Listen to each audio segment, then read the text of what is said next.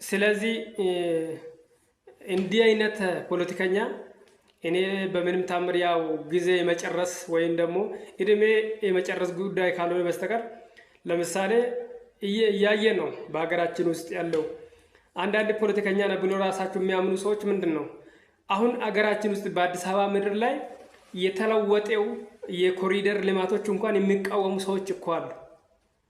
እውነት ለመናገር ማለት ነው። ትክክለኛ ፖለቲከኛ ግን አንደኛ ዙሮ የማት መፍት ነው፣ አገሩ ነው፣ መጎበኘት ይችላል። ያ ነገር መንግስት ግን በስርዓት ካስጎበኘ በኋላ ምንድነው የመቃወም ባህሪና የማይሆን ኮሜንት የመስጠት ነገር ነው አሁን የታየ ያለው። እንደ አጋጣሚ ሆነው እኔ የኢዜማ ፓርቲ አባቢ አካሉ አይቻለሁ ባለፈው መንገድ ላይ ስናገር ነበር ማለት ነው። በቃ ከሆነ እኮ ሙሉ ኢትዮጵያዊ መሆን ብቻ ነው ከሆነ የምትችል ከሆነ ማለት ነው። ስለዚህ ቅድም እንዳነሳው ከተመቸ ኢትዮጵያዊ ካልተመቸ አሜሪካዊ የሚባል ነገር በፖለቲካ ውስጥ ያ ነገር ስኬታማ አይደለም።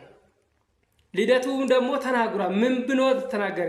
ይሄ አሁን የመጣ ጠቅላይ ሚኒስትር በጣም ከባድ ሰው ነው።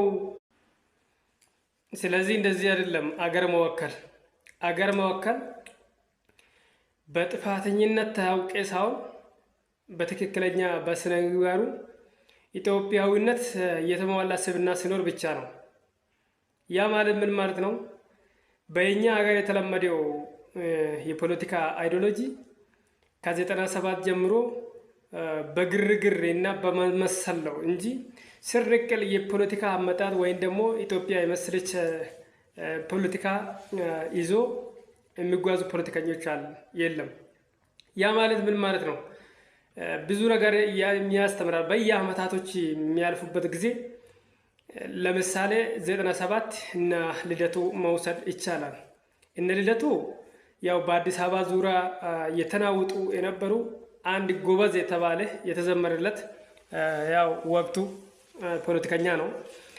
ከጊዜ ወደዛ ግን ከሱ የተሻለ ሰዎች ሲፈጠሩ ወደ ሌላ አቅጣጫ የመውጣት ነገር ነው። በእርግጠኝነት ልደቱ ግዙፍ ትክክለኛ ፖለቲከኛ ነው ብሎ የሚያስቀምጡም አሉ። በአንድ በኩል ደግሞ ያው ማንም ሰው ስህተት ሊኖር ይችላል፣ ነገር ግን ኢትዮጵያ ላይ በኩል ራሱ ይችላሉ የሚሉም ደግሞ አለ። በእኔ በኩል